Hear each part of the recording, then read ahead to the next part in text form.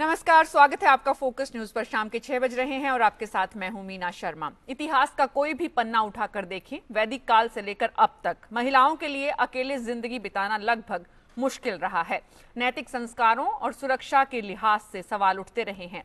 यही वजह है कि मथुरा, हरिद्वार से लेकर वाराणसी तक विधवा महिलाओं के लिए बाकायदा अलग व्यवस्थाएं की गई, तो सती जैसी कुप्रथाएं भी हमारी हकीकत रही। अकेली महिला सामाजिक व्यवस्था में कम ही देखी गई, लेकिन बदलते वक्त के साथ ये तस्वीर बदल रही है। अकेली महिलाओं की संख्या भी बढ़ रही है। सेंसस के नए आंकड़े बताते हैं कि शादीशुदा जिंदगी की परेशानियों को ढोने की बजाय महिलाएं तलाक जैसा फैसला भी ले रही हैं। घुटन से बाहर निकलने के लिए महिलाओं का ये कदम क्या सशक्तिकरण की दिशा का एक संकेत है? ये सवाल है। तो उससे बड़ा सच ये भी कि तलाक लेने वाली ऐसी महिलाओं की शादी पुरुषों की तुलना में कम हो रही है। यानी समाज आज भी तलाकशुदा महिलाओं के मुद्दे पर उतना खुला मन नहीं रखता है जितना कि पुरुषों के मामलों में रखता है। आखिर क्यों? आज हमारे खास मेहमानों के साथ इसी पर करेंगे विस्तार से चर्चा, तो राय आपकी भी होगी शामिल। लेकिन शुरुआत हेडलाइंस से। लोकसभा में हार के बाद कांग्रेस के सहयोग से दोबारा सरकार बनाना चाहते थे केजरीवाल। योगेंद्र यादव का बड़ा खुलासा, चिट्ठी लिखकर दिए आरोपों के जवाब।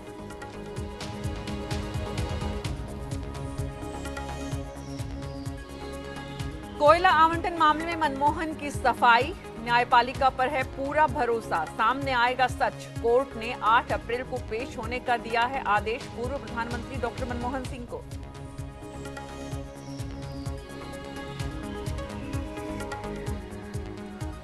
इलाहाबाद में वकीलों और पुलिस के बीच संघर्ष ने लिया हिंसक रूप, जगह जगह आगजनी, तोड़फोड़।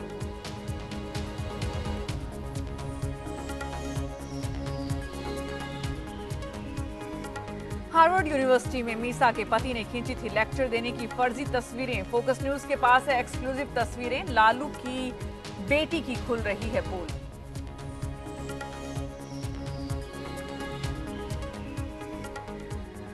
वॉशिंगटन में बच्चा चुराकर भागते किडनैपर की तस्वीरें सीसीटीवी में हुई कैद। 2 बालकों का पीछा करने पर बच्चा छोड़कर भागे बदमाश।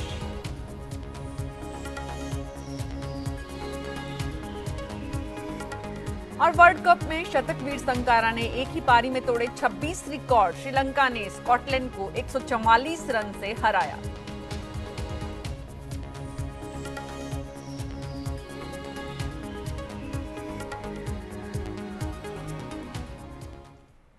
तो जनगणना निदेशालय के 2011 के आंकड़ों का एक सच आज आपको दिखा रहे हैं। ऐसा सच जिसे निदेशालय ने पहली बार गौर करने लायक समझा है। तलाकशुदा लोगों के बारे में सामने आए इन आंकड़ों में पता चला है कि पूर्वोत्तर के 4 राज्यों के साथ साथ केरल में तलाक लेने वाली महिलाओं का आंकड़ा पुरुषों से ज्यादा है। ये 5 राज्य वो हैं जहां महिलाओं को तुलनात्मक रूप से अधिक महत्व दिया जाता रहा है, जबकि देश के दूसरे हिस्सों का आंकड़ा ऐसा नहीं है। तो क्या ये वो राज्य है जहां महिलाएं अपने हक के लिए ज्यादा सजग और जागरूक है? क्या इसका असर दूसरे राज्यों पर भी पड़ेगा? सेंसस के नए आंकड़ों ने ये सवाल खड़ा किया है, तो साथ ही सोचने को मजबूर भी किया है कि क्या इन सजग महिलाओं के साथ चलने को समाज तैयार है?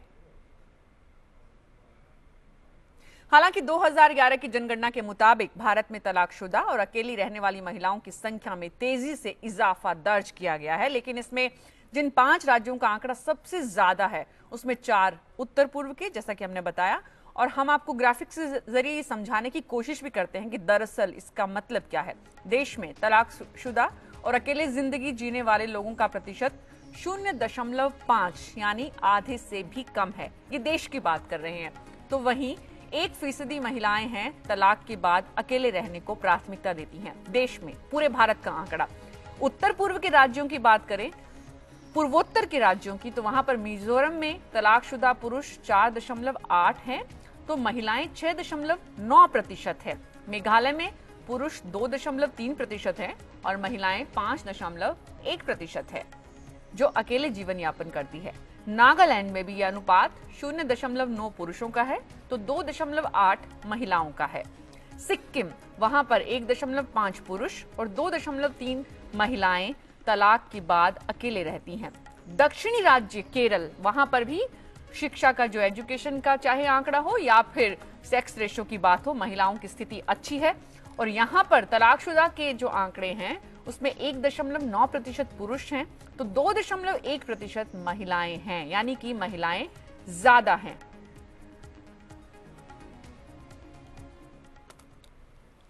और इससे ही मिलते जुलते जनगणना के आंकड़े भी चौंकाने वाले हैं। एक बार नजर उन पर भी डालते हैं। महिला पुरुष में तलाक का जो अनुपात 3.1 पुरुषों के मुकाबले तलाकशुदा अकेली महिलाओं की संख्या 3 गुनी है, यानी कि तलाकशुदा लोगों में 32 लाख से ज्यादा महिलाएं, तलाकशुदा लोगों में पुरुषों की संख्या लगभग 16 लाख है, जबकि पुरुष ज्यादा पुनर्विवाह करते हैं। देश में लगभग 4 करोड़ 60 लाख तलाकशुदा और विधवा महिलाएं हैं, जो कि कुल महिलाओं में अकेली और तलाकशुदा महिलाएं 7% है। हाँ,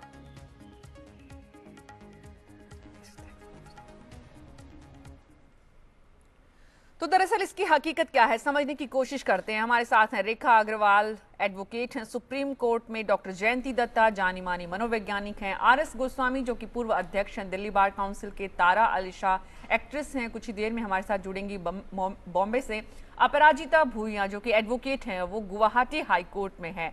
अपराजिता, सबसे पहले आपसे ही शुरू करूंगी क्योंकि दरअसल पूर्वोत्तर से ये कहानी शुरू हो रही है। पूर्वोत्तर के आंकड़े जो हैं वो बताते हैं कि वहां पर महिलाएं ज्यादा सजग हैं, अपने अधिकारों को लेकर ज्यादा अवेयर हैं। क्या ये वाकई में महिला सशक्तिकरण की दिशा में एक कदम हम कह सकते हैं कि महिलाएं अपने हक के लिए अकेले रहने को तैयार हो रही हैं, खास करके पूर्वोत्तर के राज्यों में? अपराजिता? हाँ, ऐसा नहीं है कि इसमें ये दिशाती है कि महिला एम्पावर्ड हो रहे हैं, ऐसा नहीं है। लेकिन अगर प्रॉब्लम होंगे तो महिला को भी डिसीजन लेना पड़ेगा। जैसे आप पूर्वोत्तर के बात अगर हम करेंगे, हमको लगता है कि पूर्वोत्तर में ऐसे भी महिला के स्थान देश के बाकी जो राज्य है, बाकी जो जगहों है उनसे ज्यादा बहुत अच्छा है। ये तो हमको कहना पड़ेगा, क्योंकि मैं भी खुद एक औरत हूँ। यहाँ पे औरत का स्थान बहुत ही अच्छा है। लेकिन फिर भी अगर प्रॉब्लम होता है तो आजकल क्या हो गया, आपको देखने हर जगह महिलाएं ऑफिस में हो, जैसे कोर्ट में भी आजकल प्रैक्टिस करने आ रहे हैं, डॉक्टरी प्रोफेशन में हो, इनफैक्ट पॉलिटिक्स में भी हर जगहों पर महिला आ रही है। तो महिला एक तरफ से इंडिपेंडेंट हो रहे हैं।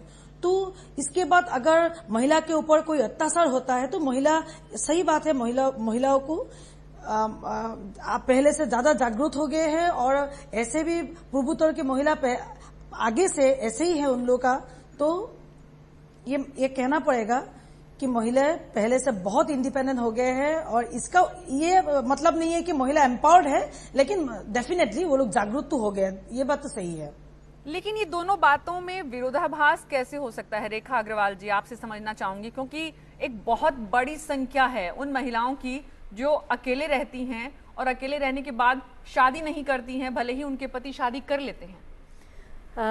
आपने बिल्कुल सही कहा।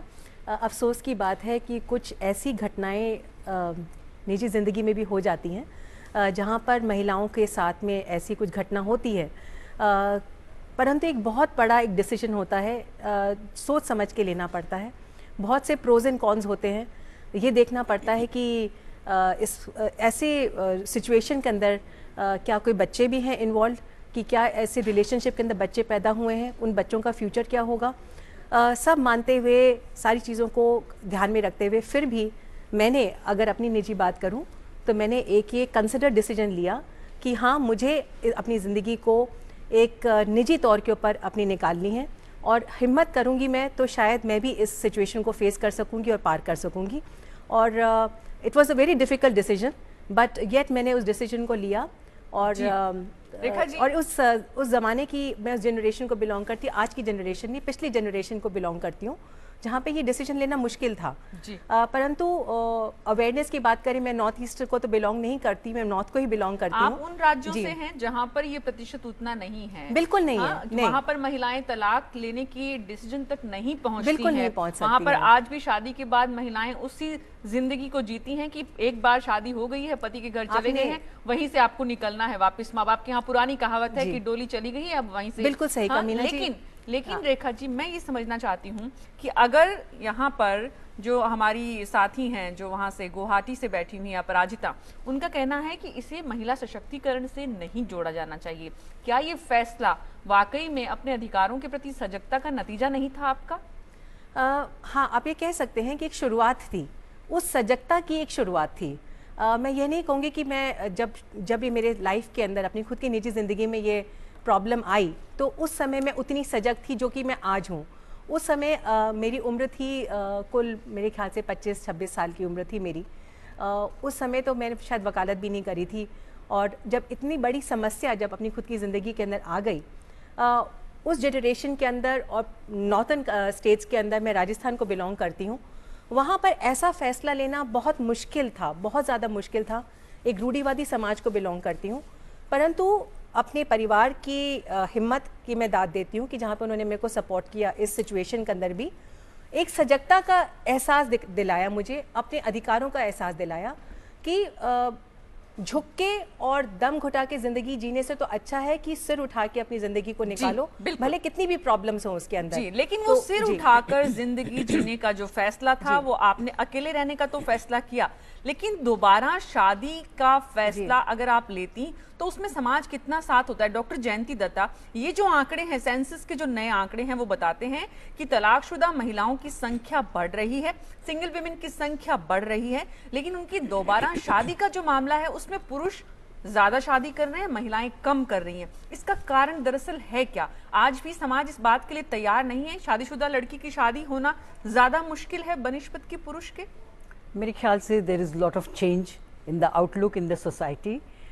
मैं आंकड़ों से ऊपर उठ के थोड़ा इसको देखना चाहूँगी। लेकिन अगर आप देखें, नहीं आंकड़े तो आप जिक्र कर रही हैं, लेकिन अगर आप देखें कि इस तरह से कंजुगल रिश्तों में अगर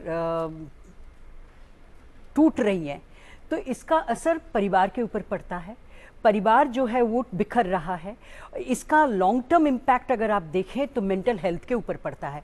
अगर इतनी तादाद में हमारी महिलाएं अकेली रह जाती हैं तो उसके पीछे बहुत सारे कारण हो सकते हैं। पहली बात तो मेरी जो समझ में आती है, क्योंकि मैं जो भी बात आपके सामने रखूंगी वो तमाम जो हकीकत है वो रिसर्च के बेस पे है, और हमने पाया कि जब एक महिला कोर्ट में जाती है डिवोर्स के लिए तो उसके लिए वकील फ्री मुहैया करवाया जाता है, उसके लिए कॉम्पनसेशंस जो है ईजी हो जाता है मिल पाना। एक पुरुष के लिए वो नहीं होता। अभी मैं जब आपकी स्टूडियो आ रही थी तो तभी मैंने कुछ लोगों से सुना कि उनकी अपनी निजी ज़िंदगी में भी इतनी परेशानी है, लेकिन उनकी सुनवाई कोर्ट करने के लिए इतनी जल्दी नहीं राज़ी होता। जबकि एक औरत के लिए आप अगर देखें तो मेरे ख्याल से it needs a longer perspective. क्या इस तरह की कानूनी प्रक्रियाओं से हम अपने परिवार को संजो सक रहे हैं? हमारी जो बच्चे बिखर जाते हैं, चाहे वो माँ के साथ रहे चाहे पिता के साथ रहे, परिवार से तो बिखर जाते हैं ना, उनका जो मनोस्थिति होगा, क्या हमारे समाज में इस तरह की परेशानियां, mental health problem, drug abuse problem, violence, even the criminality, ये तमाम चीज़ें जो अगर आप देखें तो पनपती किस लिए है? अगर परिवार का एक माहौल नहीं रहता है, चाहे वो औरत अकेली रहे। लेकिन मैं आगाह करना चाहूँगी कि इस मुद्दे पे भी नज़र ज़रूर फेरनी चाहिए, इस पे भी ध्यान देना चाहिए कि अगर एक औरत अकेली होती है और फैसला लेती है डिवोर्स करना है तो उसके लिए ये सहूलियत बहुत इजीली मिल जाती है। एक मर्द के लिए इतना आसान नहीं है। क्या कहना चाह रहे हैं आप इस बात से? आर.एस. गोस्वामी जी, मैं ये कहना चाह रही हूँ कि जब तक हमारे देश में कानून जेंडर फ्री नहीं हो जाता, सिर्फ यही देखते हैं आप कि हाँ ये लड़की है और ये औरत है, तो मेरे ख्याल से न्याय प्रक्रिया में कहीं ना कहीं हम चूक जाएंगे और हमारी परिवार टूटती चली जाएगी। अगर ये कानूनी प्रक्रियाएं वाकई इतनी हेल्दी होती तो डिवोर्स रेट इतना बढ़ता क्यों? जी, आर.एस. गोस्वामी जी, पूर्व अध्यक्ष हैं दिल्ली बार काउंसिल के। सबसे ज्यादा तलाक करवाना इनके खाते में दर्ज है, बाकायदा Guinness book of world record में इनका नाम है। गोस्वामी साहब, दरअसल पहले तो मैं ये समझना चाहती हूँ कि ये पूर्वोत्तर का आंकड़ा है जो इस तरह का बताता है कि वहां पर संख्या ज्यादा है, इस तरह की महिलाएं जो हैं वो फैसला ज्यादा लेती हैं, देश के दूसरे हिस्सों में कम है। ये कारण को आप समझा सकते हैं? बिल्कुल। देखो, अभी रेखा जी ने एक बात कही थी, मैं उस बात को बड़ा इनको समर्थन करता हूँ, क्योंकि मैं लगभग 27 साल से तो वकालत में मैं स्वयं हूँ जी। मेरा एक सिंपल सा क्वेश्चन है, डेली में निश्चित है कि मैं केवल तलाक के मुकदमे करता हूं पिछले 28 साल से जी। इसका रीजन क्या है? जो पूर्वोत्तर की बात आई, ये आंकड़े पता नहीं जनगणना वालों ने दिल्ली में क्यों नहीं लिए, बॉम्बे में क्यों नहीं लिए। वहाँ स्थिति ये रही होगी, जो मैं समझता हूँ, क्योंकि वहाँ के लॉयर्स भी बैठी हुई हैं आपके चैनल पर, कि जैसे एक डाइवोर्स हुआ, डाइवोर्स होने के बाद शादी करना आदमी के लिए बड़ा इजी हो जाता है। कैसे हो जाता है कि आदमी के पास चॉइस होती है। इवन इतने उदाहरण हैं कि आदमी डाइवोर्स लेने के बाद फिर भी कोशिश करता है कि मैं किसी अनमेरिड से शादी करूं जी, और अपने पैसे के बल पर, ताकत के बल पर, यश के बल पर वो शादी कर लेता है जी। लेडीज के लिए बहुत समस्या हो जाती है कि जैसा अभी रेखा जी ने कहा कि बच्चा हो गया उसके साथ में, बच्चे की मैक्सिमम कस्टडी जो है आज के टाइम में लेडीज के पास होती है, महिलाएं लेती हैं। महिला लेती है। जी, दूसरे आदमी के जिसके साथ वो शादी करेंगे कि उस बच्चे, लेडीज को तो अपनाने के लिए तैयार हो जाते हैं आदमी, लेकिन बच्चों को अपनाने के लिए तैयार नहीं होते। एक रीजन ये बिल्कुल निश्चित है, इस पे वो भी कमेंट्स दे सकती है, बिल्कुल ठीक है। दूसरी बात क्या होती है, जिन कारणों से डाइवोर्स हुआ होता है, समाज वहां, जिन राज्यों का आपने नाम लिया है, बहुत छोटे छोटे से प्रांत है वहां, हर आदमी एक दूसरे को जानता है, समाज पहचानता है। वहां लड़की जब दूसरी शादी के लिए आता है, उसके ऊपर 50 तरह के एलिगेशंस उसके ऊपर लगते हैं, जो आदमी इन चीजों से बरी रहता है। ये इसमें समाज को मानना पड़ेगा। चाहे हमारे समाज में जो हमारा पीछे से यानी कि अगर तलाक लेने के बाद महिला और पुरुष दोनों खड़े होते हैं तो महिला को हमेशा शंका की नजर से देखा जाता है। मैं आपको दिल्ली की भी बताना चाहता हूँ, लड़के जब डाइवोर्स के केसेस हमारे पास आते हैं, मेरे पास तो पैरेलल है, रेखा जी भी केस खूब करती है, इनके साथ मैंने कम से कम 50 केस किए होंगे। जी। हमारा क्वेश्चन ये कि जब लड़कों से हम बात करते हैं तो एक ही बात कहते हैं कि गोस्वामी जी हमको किसी तरीके से कानूनी पेचंदे से निकाल के डाइवोर्स कराइए। जी। लड़की कोशिश ये करती है किसी भी तरीके से परिवार बच जाए, परिवार नहीं बच, वो भी नहीं, डाइवोर्स चाहती हो मन से, लेकिन कानून में वो कभी कहने को इतनी आसानी से तैयार नहीं होती कि मुझे तलाक चाहिए। लेकिन तलाक हो भी जाता है किन्हीं कारणों से, तो आप स्थिति ये देखेंगे कि लड़कों की शादियां डिग्री लेने से पहले तक हो जाती हैं। डिग्री हमारे पास बाद में लेने आते हैं, पता चला कि शादी होता नहीं है, उससे पहले तैयार हो जाते हैं, पहले शादी हो जाती है। लड़कियों के में क्या है, जब पहली शादी ही इतनी मुश्किल से होने की स्थिति में आती है समाज के अंदर, तो दूसरी शादी में लड़के वाले 50 क्वेश्चन करते हैं। मेरे पास कम से कम महीने में 20 वेरिफिकेशन तो ये आते हैं कि साहब इसकी शादी हुई थी लड़की की, इसका बताइए क्या कारण था। हम ये कहते हैं अपना कारण भी तो बताओ। तो मेरा जो आज आपका मुद्दा है उस पर मैं केवल 2 शब्द कहना चाहता हूँ। जी, तलाक का जो कारण है क्यों हो रहा है उस पर तो बहुत बड़ा समय चाहिए आपको, और मेन मुद्दे 2-3 चीज हैं। ईगो प्रॉब्लम दोनों साइड से, जब लड़की जो एक सशक्तिकरण की बात कर रहे हैं, ये भी एक मेन रीजन है। क्यों रीजन है कि पहले लड़की के पास कोई साधन नहीं था। आज कई केसों में हम देख रहे हैं कि लड़कियों की स्थिति लड़कों से कहीं जगह बेहतर है, इंटेलिजेंट है, आर्थिक रूप से, सामाजिक रूप से भी। एक बच्चा है किसी के पास और वो भी लड़की है केवल, उसकी लड़की के साथ कहीं ज्यादती हो रही है तो वो क्या करेगा, बेटा यदि नहीं है आप आ जाइए घर पर, कोई दिक्कत नहीं है, हमारे पास खाने। पहले क्या था, पहले समाज से बंधे हुए थे, लड़की के पास कोई ऑप्शन नहीं था। इस काम को मैं बिल्कुल आपके चैनल से कहूंगा कि साधन होना, लड़कियों का सशक्त होना, जागरूक होना, कानून का, जैसे मैडम ने कहा, मैं उससे थोड़ा सा डिफर करूंगा, कानून में भी लड़कियों को प्रोटेक्शन में कोई कसर नहीं छोड़ रखी है, बिल्कुल दे रही है कानून। वो सारी चीज होते हुए आज लड़की अपना इतना बड़ा बोल्ड डिसीजन लेने के लिए सशक्त है, इसलिए वो सोचती है कि पहली शादी। गोस्वामी जी की बातों में मैं ऐड करना चाहूंगी, कंपनसेशन लेने से पहले आप अक्सर देखेंगे कि लड़कियां जो हैं, जो नौकरी कर रही होती हैं, वो नौकरी छोड़ देती हैं, क्योंकि फाइनेंशियल बेनिफिट अगर आप देखें तलाक से सिर्फ और सिर्फ एक औरत को होता है, तो वो फिर तय भी कर लेती है कि मुझे शादी आगे नहीं करनी। जबकि अगर आप देखें, मैं पारिवारिक माहौल को मद्देनजर रखते हुए ये बात रख रही हूँ आपके चैनल में, मेरे लिए ये मायने नहीं रखता कि वो लड़की है या लड़का है, ये मैं ज़्यादा समझती हूँ, अहमियत उसको देती हूँ कि परिवार टूट रहा है। अगर हम ध्यान इस पे दें कि फाइनेंशियल बेनिफिट किसको हो रही है, तो आप देखेंगे कि जो औरतें नौकरी करते करते छोड़ देती हैं और फिर कंपनसेशन लेके हट जाती हैं, उनकी उतनी जल्दी शादी नहीं हो पाती है। मैं कुछ यहाँ ऐड करना चाहूँगी। आपको रेखा जी, आपको जोड़ूं उससे पहले तारा आली शाह जो कि मुंबई से हमारे साथ जुड़ गई हैं, एक्ट्रेस हैं आप, और बॉलीवुड में आपकी जो दस्तक है उसके मद्देनजर तारा, आपसे समझना जरूरी है, चाहे आमिर खान हो, चाहे सैफ अली खान हो, शादी करते हैं दोबारा, और बॉलीवुड की फिल्मों में भी हम देखते हैं, लेकिन महिलाएं जो उनकी पत्नियां हैं वो उस अकेले जीवन जीती हैं, वो उनके बच्चों को संभालती है। दोनों केसेस में हम देख रहे हैं कि महिलाएं उनकी जो पत्नियां हैं वो उनके बच्चों की परवरिश कर रही हैं। तो दरअसल ये बहुत बड़ी हकीकत है जिससे हम मुंह नहीं मोड़ सकते हैं, चाहे वो मुंबई हो, चाहे वो बॉलीवुड हो, और चाहे वो देश के दूसरे हिस्से हो। जी बिल्कुल। हाँ जी। लेकिन मैं एक चीज कहना चाह रही हूँ कि ये जो आप कह रहे हैं कि आजकल बहुत कुछ बदल रहा है बॉलीवुड में। पहले तो जैसे अब मैं एक फिल्म कर चुकी हूँ गन पे डन, और उसमें मेरा किरदार है रजिया। वो एक स्ट्रगलिंग एक्टर है और वो शादी करने से पहले ही वो चाहती है कि वो इंडिपेंडेंट बने और वो अपना खुद मतलब सब कुछ सेटल होके फिर वो शादी करें। और जैसे आप कह रहे हैं कि ये जो लोग हैं सैफ अली खान और आमिर खान दोबारा शादी कर रहे हैं और उनकी जो एक्स वाइफ्स हैं ये लोग दोबारा शादी नहीं कर रहे हैं, लेकिन आई थिंक कि प्रॉब्लम कुछ और ही है। प्रॉब्लम ये है कि हम इस चीज के बारे में बात कर रहे हैं। एक्चुअली हमें करीना कपूर के बारे में बात करनी चाहिए, हमें विद्या बालन की बात करनी चाहिए। ये जो औरतें हैं जो शादीशुदा हैं और फिर भी इंडिपेंडेंट है, क्योंकि मैं खुद वैसे लड़की हूँ। मुझे शादी करने से पहले ही I want to be independent, I want to be मुझे खुद अपने बलबूते पे खड़ा होना है। और आई थिंक यहाँ कई सारे लोग कह रहे हैं कि फाइनेंशियल बेनिफिट औरत को होता है। मैं खुद एक डिवोर्स फैमिली से हूँ और मुझे पता है कि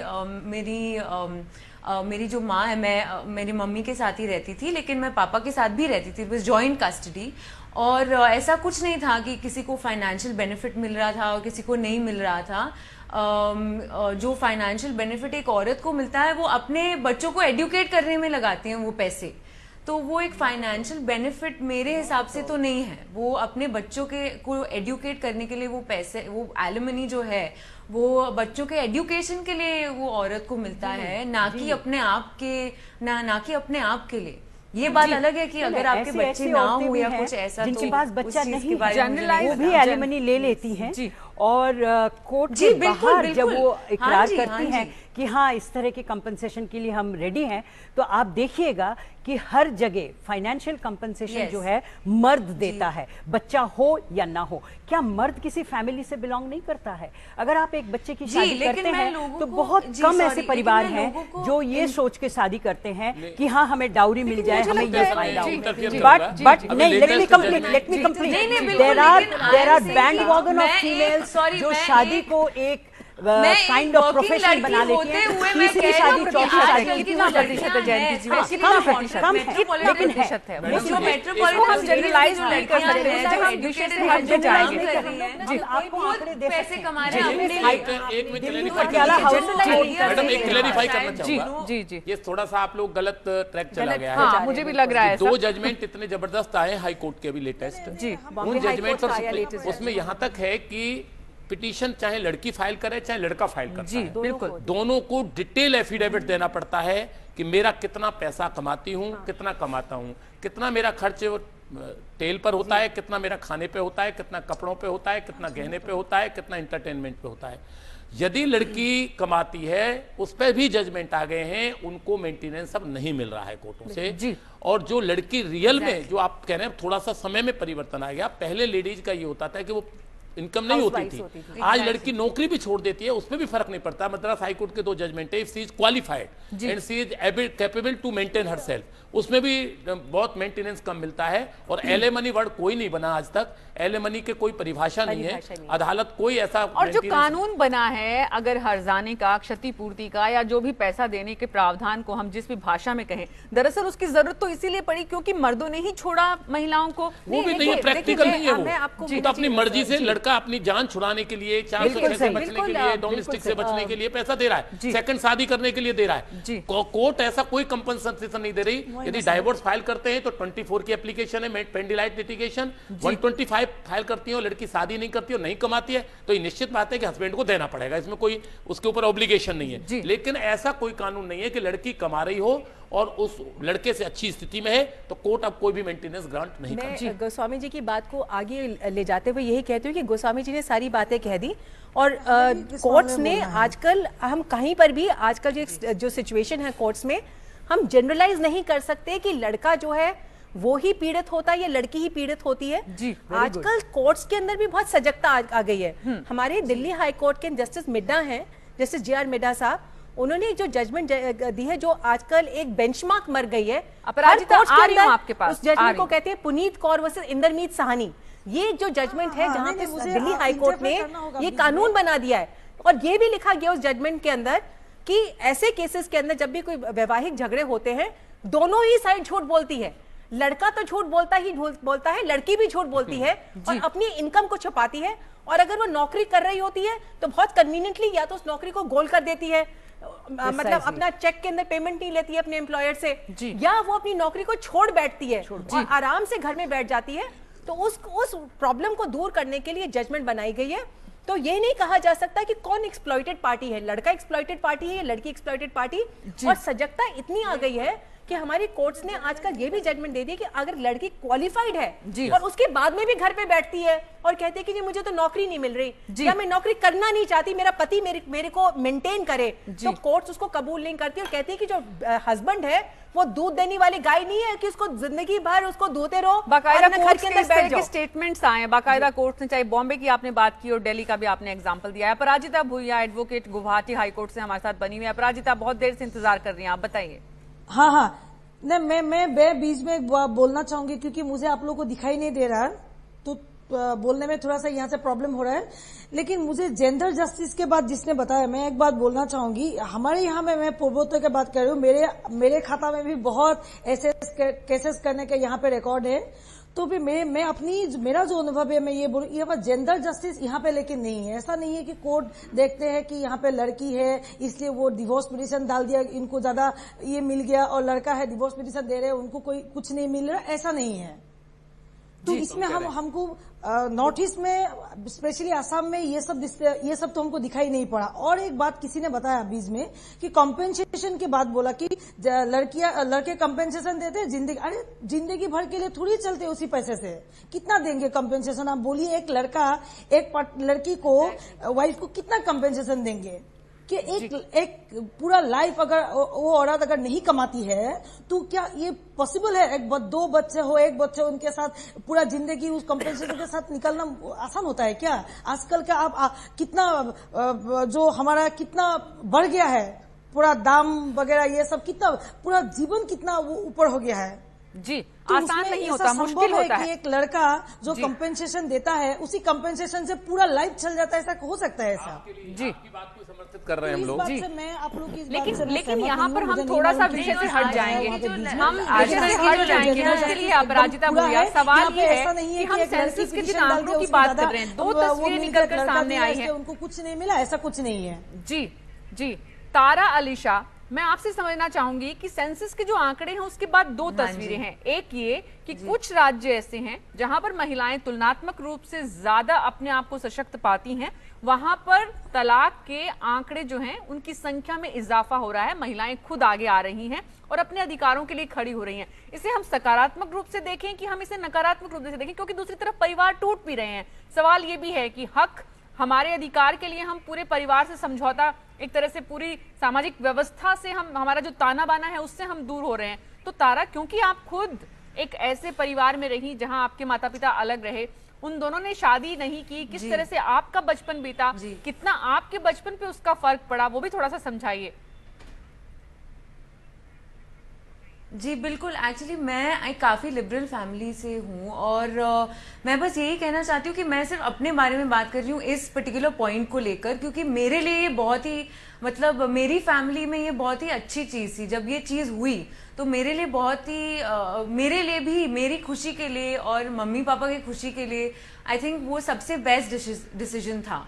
जैसे आपको ये चीज़ देखना बहुत ज़रूरी है कि आपके बच्चों के खुशी के लिए, आपके खुद के मेंटल खुशी के लिए, जैसे लोग कहते हैं कि डिवोर्स के बाद बच्चों पर बहुत असर पड़ता है, लेकिन अगर 2 लोग एक साथ में रहते हैं जो खुद नाखुश है और जो हर रोज़ मतलब कुछ ना कुछ हो रहा है उनके बीच में, नेगेटिविटी और ये सब कुछ, तो क्या ये ज़रूरी है कि हम लोग उस मतलब वो नेगेटिविटी को लेकर ज़िंदगी बिताएं, या ये और अच्छा होगा कि सेपरेट होके अच्छे से अलग से जिए?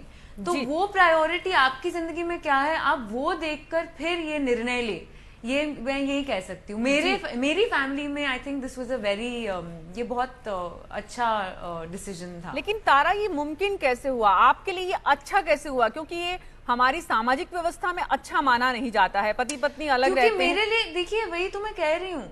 अच्छा, मैं आपको एक बात पूछूं, अगर आपके परिवार में, अगर आपके परिवार में स्पेशली जब आप एक बच्चे हो, और आपके परिवार में हर रोज कुछ ना कुछ मतलब नेगेटिव चीजें होती जा रही है आपके सामने, या एज अ चाइल्ड मतलब आपको मतलब आपको उस नेगेटिव एनवायरनमेंट में आप जीना चाहोगे, या आप एक पॉजिटिव एनवायरनमेंट में जीना चाहोगे जहां पे आप अपने दोनों पेरेंट्स से जो भी पॉजिटिव टाइम स्पेंड कर सकते हो, जितना उनसे सीख सकते हो, तारा, आपको वो लेकिन सीखने तारा, को मिलेगा। लेकिन तारा, आप तारा बहुत इसमें, अच्छी बात कर रही हैं तारा। देना चाहूंगी कि- तारा, मैं आपसे ये समझना चाह रही हूँ, जयंती जी आपके पास आती हूँ। तारा, मैं आपसे समझना ये चाहती हूँ कि ये आपके लिए अच्छा कैसे हुआ, आपने कोऑर्डिनेशन कैसे बैठाया दोनों से, आपके माता से, पिता से? ये मेरे लिए अच्छा हुआ क्योंकि मैं वही कह रही हूँ ना,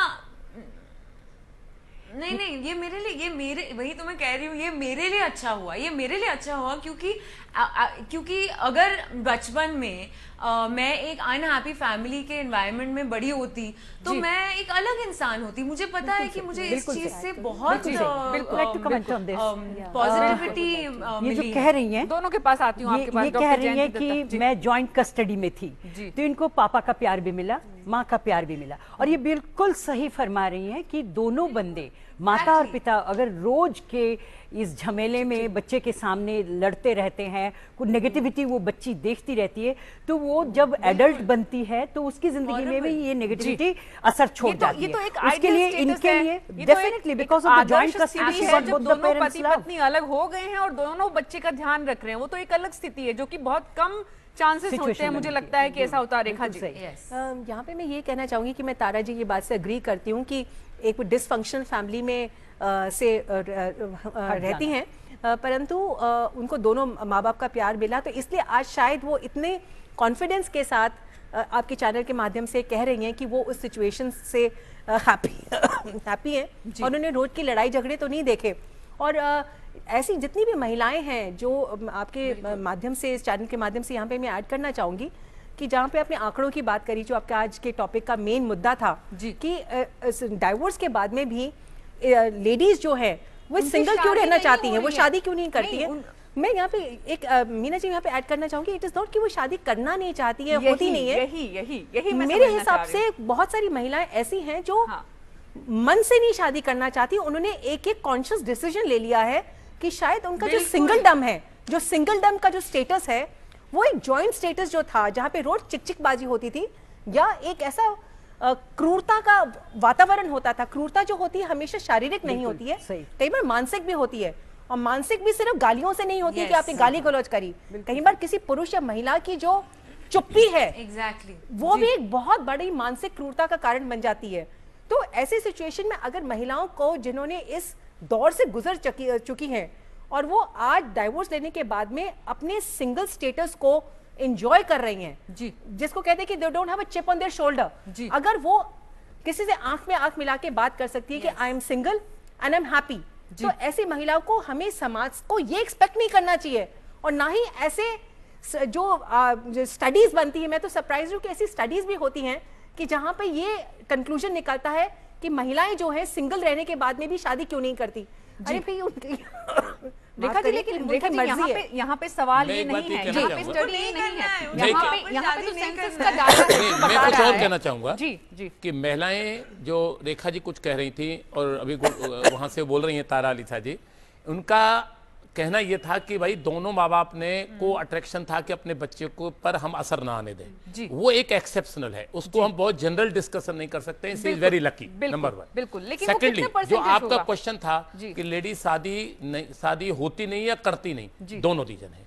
जो काबिल हैं, होशियार हैं, अपने आप में इंडिपेंडेंट हैं, वो डिसीजन जानती हैं कि यदि पहला हमने देखा उसमें हमें कुछ नहीं मिला, जी, आज हम यदि शादी करती हैं, सेकंड स्थिति भी हमारी कहीं वही हुई, अंदर का डर होता है जो शादी नहीं करने देता है। अच्छा, तो लेडीज अपने मन को एक स्थिर बना लेती हैं कि एक पति की क्यों जरूरत होती है, एक सोच के लिए, एक विचार के लिए, एक अच्छे दोस्त के लिए। मैं आज क्लियर करना चाहता हूं आपके चैनल से कि शादी का मतलब केवल रिलेशनशिप नहीं होता, शादी का मतलब एक अच्छे दोस्त होना चाहिए पति और पत्नी के बीच में। जी।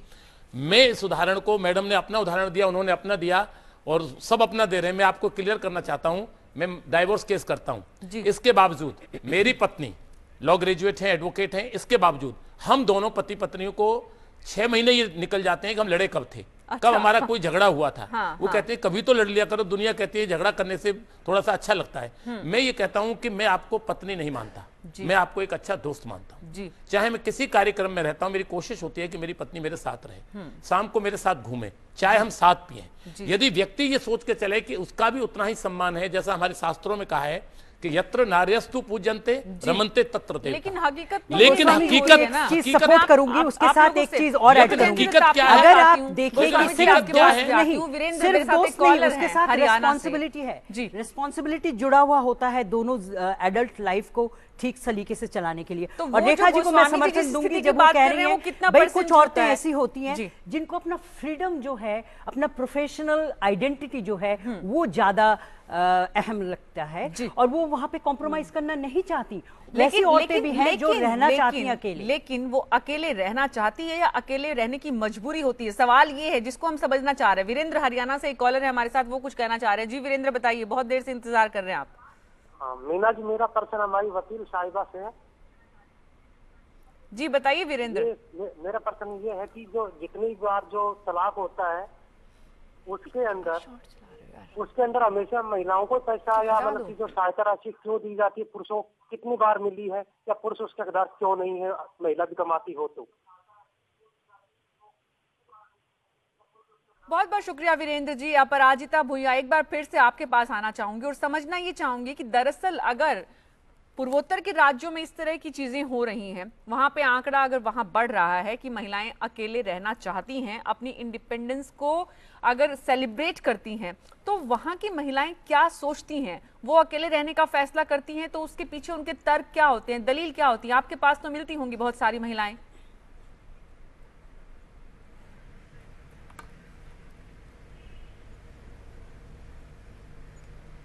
अपराजिता, मैं आपसे बात कर रही हूँ।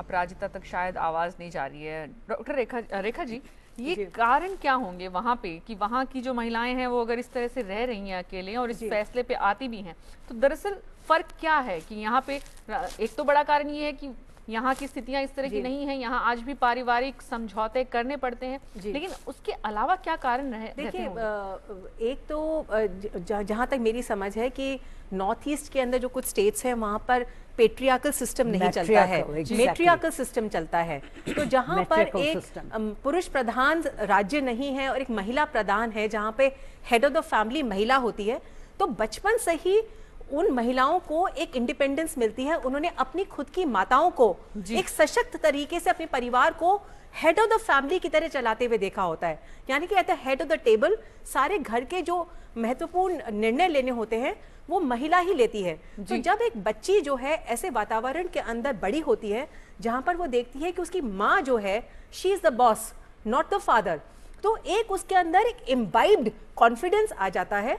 साथ साथ वहाँ पे एजुकेशन की जो लेवल है, स्पेशली केरला के अंदर जैसे हमने देखा कि हाई लेवल ऑफ लिटरेसी है, महिलाएं शायद पुरुषों से भी ज्यादा पढ़ी हुई हैं, तो एक उनके अंदर एक कॉन्फिडेंस धीरे धीरे बिल्डअप होता है। ये एक दिन का निर्णय नहीं होता है, ये आपके जैसे कहते हैं खून के अंदर आपकी पर्सनालिटी का एक हिस्सा बन जाता है, जहाँ पे आपको अपने अंदर एक स्वाभिमान की इच्छा शुरू से ही होती है और आप एक पुरुष के सामने या किसी और के सामने दबना नहीं चाहती हैं। लेकिन एक उस कारण की वजह से मुझे लगता है, एक उस कारण की वजह से नॉर्थ ईस्ट हो या भले और किसी राज्य की अगर हम बात करें, महिलाओं के अंदर जिस दिन वो एक जैसे कहते हैं ना कि कुंडलनी जागृत हो गई, जिस दिन उनके अंदर वो स्वाभिमान जागृत हो जाता है, जिसके अंदर अपने अहम को पहचानती हैं कि मेरा जो अस्तित्व है वो सिर्फ उस पुरुष की वजह से नहीं है जो मेरा पति है या वो जो मेरा भाई है या जो मेरा पिता है। जिस दिन उस अस्तित्व का, अपने वजूद का एहसास होता है, उस दिन महिला अपना एक इंडिपेंडेंट डिसीजन ले सकती है। आप सिर्फ तलाक के बाद की ही बात क्यों करती है? आज ऐसी बहुत सी महिला हैं जो शादी ही नहीं करना चाहती हैं, तलाक की तो बहुत दूर की बात है। तो इन सब कारणों की वजह से मैं सोच सकती हूँ कि आज आपका जो आपने ये डिसीजंस बताए, अपने जो रेशियो बताए कि इतना जो हम रेशियो देख रहे हैं कि तलाक के बाद में भी औरतें सिंगल रहना चाहती, हो सकता है कि इन सब वजहों के कारण आज ये स्थिति उत्पन्न हुई। लेकिन इस और एक चीज और हमारा समाज मैट्रिकल फैमिली में ना, डॉक्टर जयंती दत्ता आपके पास आऊंगी, बस एक फोन कॉलर हमारे साथ बहुत देर से इंतजार कर रहे हैं, सुनील लखनऊ से कुछ कहना चाह रहे हैं। जी सुनील बताइए। मैम, मैं मेरी 2013 जनवरी में शादी हुई थी जी। और 25 दिन 3 महीने में 25 डेज वो मेरे साथ रही हैं और see many of night she told me I am physical unfit. Actually, she just want to see how much I have a money, I have a greatness. The main thing is there. I am also a lawyer of tehsil level. जी I have a no sister. I many of respect to many others location. I am postgraduate MBA from Delhi. जी After that, I lost my younger brother. I come back with 2 साल के अंदर मैंने अपनी दुख में mummy ने बड़े ससुर ने शादी कराई. आप मानेंगे नहीं 25 डेज में 3 महीने में और पहली ही रात में उसने जो कुछ भी कहा मैं नहीं मानता हूँ. मैं भी टाइम दे रहा था. सुनील जी बहुत बहुत शुक्रिया. समझ गई मैं आपकी बात को. सुनील जी आपकी जो चिंता है डॉक्टर जयंती दत्ता, ये चिंता आप जिस पहलू को रख रही हैं कुछ उन लोगों की है. नहीं, मैं कमेंट कंटिन्यू करना चाह रही थी जो रेखा जी ने जी टेबल किया. मैट्रियार्कल फैमिलीज़ में समाज आपको नकारता नहीं है, समाज एक्सेप्ट कर लेता है. आपको वो कोई परेशानी झेलनी नहीं पड़ती है जो पैट्रियार्कल फैमिली में झेलनी पड़ती है. तो जब माँ जो है वो प्रधान है फैमिली की और आपने उसी को मॉडल रखा तो मेरे ख्याल से आपको कोई परेशानी होती नहीं है. You don't even feel that you need a partner who is a male person. तो उस वैसे हालात में आप देखेंगे तो ये फ्रीडम आपको बचपन से ही मुहैया करवाया जाता है. शादी आप कर लेते हैं. मोस्टली नॉर्थ ईस्ट जो स्टेट्स हैं उनमें शादी का जो एज है that also varies from 20 to 25, 26. और इस वक्त तक जब आप निर्णय लेती हैं फैमिली आपको सपोर्ट करता है academically, vocationally, every sphere is taken care of. तो हर तरह से आप अपने को परिपूर्ण पाती हैं. और वहाँ पे अगर आपको लगता है कि नहीं ये जो शादी मैंने करी ये चल नहीं रहा है तो मेरे ख्याल से वो इतनी चोट नहीं पहुंचाती है आपको, क्योंकि समाज जैसे मैंने कहा आपको मान्यता प्राप्त होती है even as a single woman. जी मैं एक बात कहना चाह रहा था जी जो पूर्वोत्तर राज्य की बात हो रही है, जैसे रेखा जी ने और मैडम ने भी बताया, वहाँ एक बात और जो देखने को मिलती है कि वो सशक्त के साथ में ये मेल जो मेंबर्स हैं वो काम कम करते हैं, लेडीज ही काम ज़्यादा करती हैं. यदि वो मेल मेंबर उनके साथ सपोर्ट सोच के साथ भी नहीं करता है, एक पति का दायित्व भी पूरा नहीं करता है, घर का काम भी करने को तैयार नहीं होता है, तो उसको वहीं लगता है ये मेरी पत्नी है, तो बहुत ज़्यादा देर उनकी शादी नहीं टिक पाती है. बहुत रीजन है इसके, क्योंकि वहाँ वो सोचती हैं कि जब इसको करना ही कुछ नहीं है, करना ही मुझको, और उसके बाद भी 4 गालियाँ खानी है मुझको शाम को आके, तो वो उससे बेहतर निर्णय लेती हैं कि जब हम पूरी तरह से हमारे आय के साधन है, जैसे केरल की तुमने नर्सें देखी होंगी, हर हॉस्पिटल के अंदर है, दिल्ली में भी है, नोएडा में भी आपके यहाँ, तुमने देखा वो शादी करने को भी तैयार नहीं होती. शादी भी वो तब करती है जब उनको ये लगता है हमसे बेटर पोजीशन का कोई आदमी है और जो हमको मेंटेन कर, अदरवाइज वो सर्विसेज में अपना दे सकता है. लेकिन यहाँ जो स्थिति है, मैं एक आपको उदाहरण देना चाहता हूँ. यहाँ मेरे इतने मैं नाम इसलिए डिस्क्लोज नहीं कर सकते, बहुत अच्छी अच्छी हाईएस्ट पोस्टों पर जिन लेडीज ने डाइवोर्स के बाद या डाइवोर्स के बिना भी शादी नहीं की और बहुत ऊंची ऊंची पोस्टों को उन्होंने होल्ड किया दिल्ली के अंदर, उन्होंने अपनी जीवन को शादीशुदा वाले लोगों से कहीं बेहतर गुजारा और आज उनकी स्थिति कहीं उनसे बेटर है. अपने बच्चों को भी पाला, तलाक करने के बाद भी बच्चे पाले हैं, बहुत अच्छी अच्छी जिम्मेदारियों के काम किए हैं जी. और उन लोगों ने अपनी स्थिति को उनसे बेटर बनाया. इन सब के साथ हमारा सवाल ये भी है कि क्या हमारा समाज इस चीज के लिए, इस स्थिति के लिए तैयार है? इस पर आपसे चर्चा करूंगी, लेकिन बलवान हरियाणा से एक कॉलर है मेरे साथ, उसके बाद अपराजिता आपके पास आऊंगी. बलवान बताइए, बहुत देर से इंतजार कर रहे हैं आप. जी नमस्कार. जी नमस्ते सर. हमारे बच्चे ने ये शादी किया था, लो मैरिज. जी जल्दी से बोलिए बलवान. हाँ जल्दी बताइएगा. हाँ बच्चे ने लो मैरिज किया था. वो बहू ना घर पाती ना, और वो बच्चे को भी रोटी पानी बना के नहीं देती. वो बोलती है भाग जा, वो कहीं किराए पे रह रहे, और जी वो बच्चे की मान ही नहीं रही. जी समझ गए बलवान. आपके सवाल का जवाब गोस्वामी जी देते हैं और उसके बाद अपराजिता मैं आपके पास आ रही हूँ. अपराजिता बने रहिएगा. जब आपके बच्चे ने शादी की थी उसको बहुत अच्छे अच्छे सपने दिखाए होंगे कि आपको ये सुविधाएं दूंगा, ये सारे काम करूंगा, आपको साथ रखूंगा. जब उसने यथार्थ स्थिति में, केवल आपका बच्चा दोषी नहीं है इसमें, मैं आपके बच्चे को भी दोष नहीं दूंगा, ये आज की जनरेशन में और सिस्टम में दोष है जो हम मोबाइल हाथ में ले घूम रहे हैं, इसका भी बहुत बड़ा इसका सहयोग है, तो कहीं इसका कष्ट भी हमको मिलता है। शादी की, विवाह की जो बुनियादी जरूरत है कि एक दूसरे को समझे, एक दूसरे के लिए सैक्रिफाइस करें, वो उस समय वो शादी नहीं की थी, केवल जेंडर्स का प्यार था। वो एक लड़की थी, वो एक लड़का था, उनको पति और पत्नी के बीच में जो जिम्मेदारियां हैं, लाइबिलिटीज हैं, उसको वो नहीं जानती थी। बिल्कुल, इसलिए आप इसमें बुरा मानने की जरूरत नहीं है। इस मसले को बैठ के आप उनके साथ बात करिए, और यदि लड़की नहीं रहना चाहती है तो उससे कहिए बेटा आपको नहीं रहना, तो बैठ के आप आपसी रजामंदी से इसको सीधी करिए। ये स्थितियां परिवारों की तरफ से कब आएंगी कि मतलब कोर्ट्स में मामले इस तरह से लड़ाई झगड़े की बजाय वाकई में पारिवारिक स्तर भी सुलझ जाएं, जिस तरह से तारा कह रही हैं कि उनके यहाँ पे जो अपराजिता, आपके पास आना चाहूंगी। दरअसल अगर हम पूर्वोत्तर की बात करें, आपके वहां की बात करें, तो वहां का समाज कितना मन से इस सच को स्वीकार कर रहा है और किस तरह से स्वीकार कर रहा है? मतलब लड़कियों का मतलब सेपरेट होना जी, बीच में मतलब लाइन कट गया था, आप लोगों के बात पूरा आधा बात मुझे समझ जी जी सुनाई नहीं पड़ा बीच में। जी, माफी चाहते हैं। आप एक बार फिर से कहेंगे? हेलो जी जी, बताइए अपराजिता। हेलो, सुन पा रहे हैं अपराजिता, बताइए। हेलो, कुछ तकनीकी परेशानी है। रुपेंद्र मध्य प्रदेश से एक कॉलर है हमारे साथ, वो कुछ कहना चाह रहे हैं, उनके पास चलते हैं, उसके बाद रेखा जी आपके पास आती हूँ। जी रुपेंद्र, बताइए। मैडम जी, महिलाएं बहुत ही स्वावलंबी होती हैं। हेलो जी, सुन रहे हैं, जल्दी से बताइए रुपेंद्र। जी जी, महिलाओं को बहुत परेशानी आ रही है आजकल भैया, और वो जी जी, कुछ कहना चाह रहे रेखा जी? प्रॉब्लम महिलाएं लगती हैं उनको, कुछ इस तरह की बात कर रहे हैं कि महिलाएं सब जगह प्रॉब्लम ही खड़ी करती हैं। महिला नहीं होती तो आप नहीं होते, तो महिला प्रॉब्लम तो नहीं है।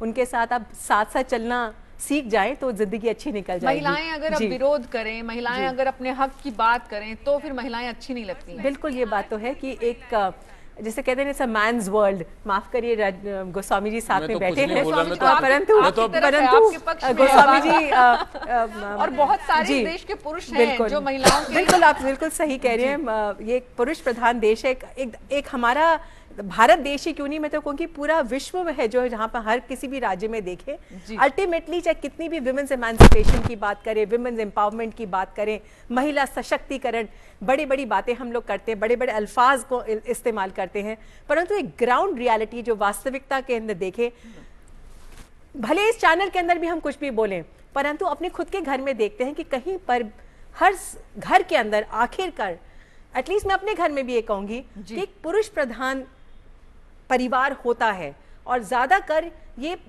हमारी कल्चर है ना, उसके अंदर एक तरह से रमसा गया है। तो जिस भी परिवार के अंदर ये एक इम्बैलेंस हो जाता है, पुरुष प्रधान और एक महिलाओं का सशक्तिकरण, जब तक उन दोनों का परफेक्ट बैलेंस नहीं होगा तब तक ये परिवार टूटते रहेंगे। जो डॉक्टर जयंती ने भी बात करी थी उसके बारे में, और बहुत अफसोस होता है कि इस बारे में कि जहां पर हम सशक्तिकरण की बात करते हैं, मेरे ख्याल से कोई भी समझदार पुरुष या महिला, चाहे वो कितनी भी सशक्त हो, कोई भी एक परिवार टूटने के पक्ष में नहीं होंगे।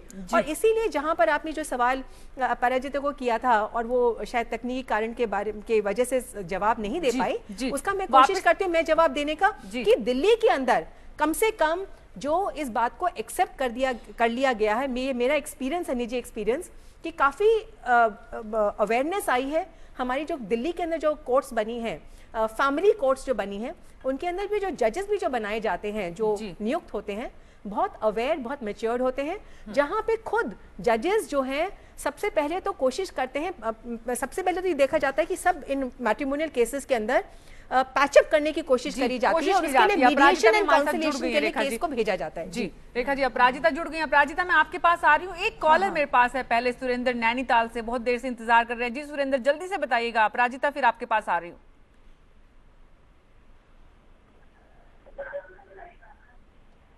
हाँ जी मैम, मैं सुरेंद्र बोल रहा हूँ नैनीताल से। मेरा अग्रवाल मैम से सवाल है। जी जल्दी जल्दी बोलिए।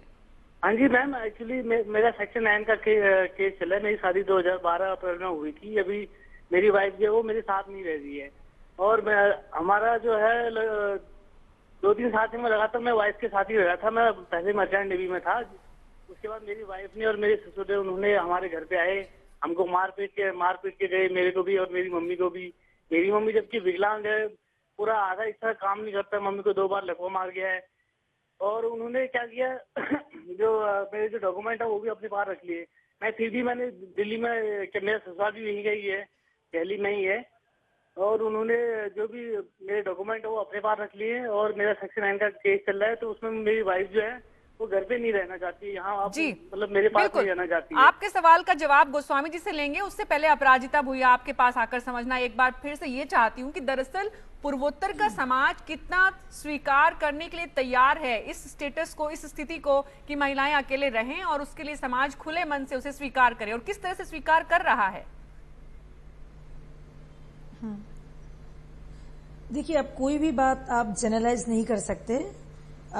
एक बात तो सही है कि मैंने पहले ही बताया आप लोगों को कि असम में, जैसे पूर्वोत्तर में महिलाओं के स्थान देश के बाकी राज्यों से शायद थोड़ा सा बेटर है, लेकिन जो भी है, लेकिन एक बात तो कहना ही पड़ेगा कि पूरा इंडिया ही पुरुष शासित है, दुनिया ही पुरुष शासित है।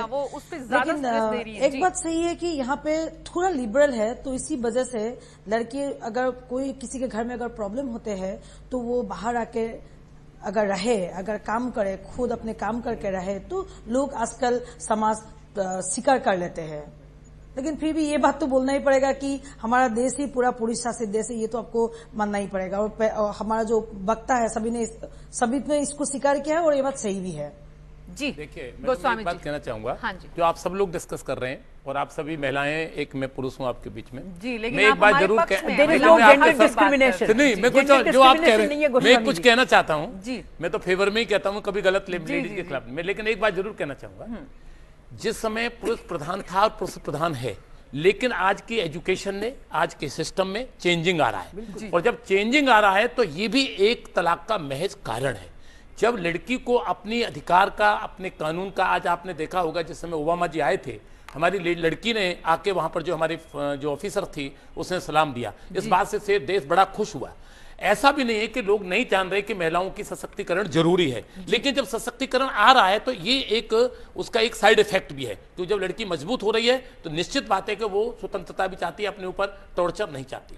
अभी जिसका कम हो जाती है, अभी जो नैनीताल से क्वेश्चन आया था, मैं उनको भाई साहब को जवाब देना चाहता हूं कि वो कहते हैं कि सेक्शन 9 का मैंने दावा डाला और 2012 में शादी हुई थी। इसका मतलब रीजन ये रहा कि सेक्शन 9 आपको तब डालना पड़ा जब पत्नी आपके साथ नहीं रह रही। सेक्शन 9 का मतलब है रिकंसिलिएशन। एक शब्द आपने कहा कि हमारे घर पे वो मारपीट करके गए, जब वो मारपीट करके गए तो आपको सेक्शन 9 किस लिए डाला आपने? वो तो आपके साथ रहना नहीं चाहते। कारण कई ऐसे हो गए जिनको हम 5 मिनट के अंदर या आध घंटे में हम चैनल पर डिस्कशन नहीं कर सकते। ये पूरे देश की समस्या है, नई जनरेशन की समस्या है। कि इस समस्या में हम थोड़ी सी कोशिश कर रहे हैं कि हमारा योगदान रहे। लेकिन एक बात मैं जरूर चैनल से कहूंगा आप सबके माध्यम से, न्यू जनरेशन के लिए, न्यू जनरेशन को स्वतंत्रता दी गई, इसमें कोई शक नहीं है।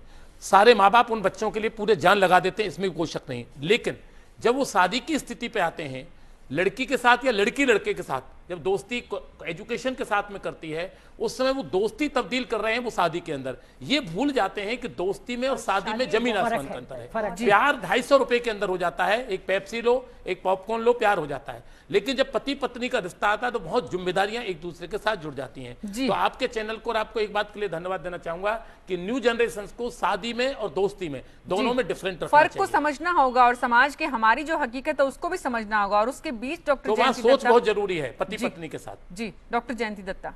हाँ, मेरा ये मानना है कि जहाँ पे इस तरह की आंकड़े आप बता रही हैं बढ़ रही हैं, वहाँ पे जो सामाजिक परिस्थितियाँ हैं उसमें भी बदलाव आई है।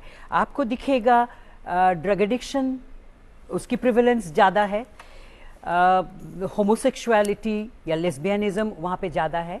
ये मैं तमाम चीज़ें जो मैं पहले भी मैं बता चुकी, ये आंकड़ों के ज़रिए मैं बोल रही हूँ। तो अगर परिवार टूटता है तो ये तमाम चीज़ें जो नेगेटिव एस्पेक्ट्स है समाज की, वो आपके परिवार के अंदर घुसती चली जाती है।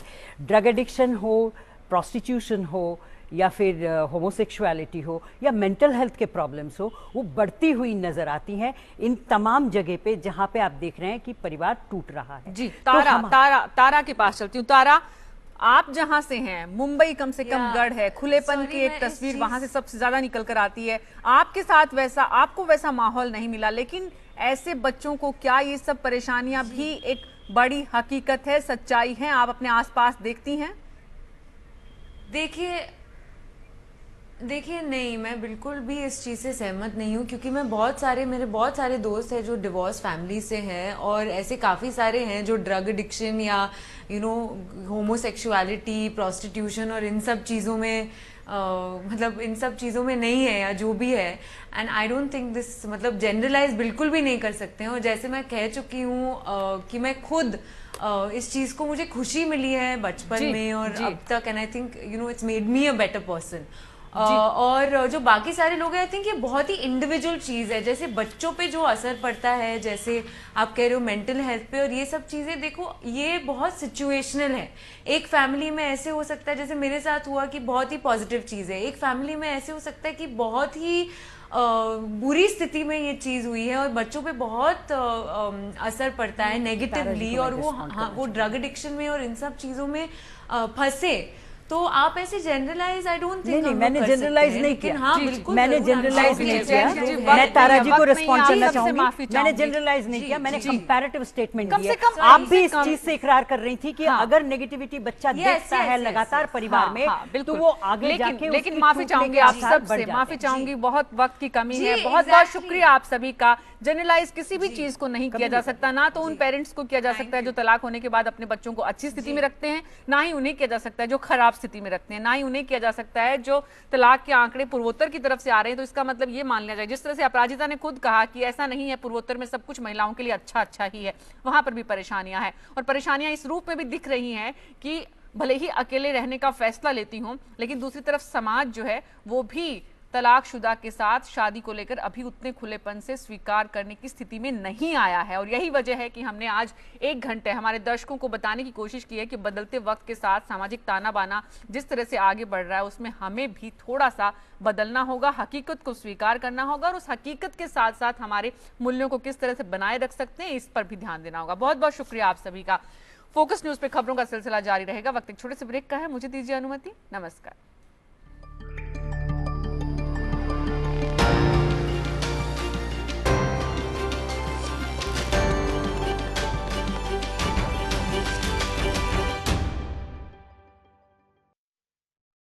बीड़ी सिगरेट का धुआं धूम्रपान ना करने वालों के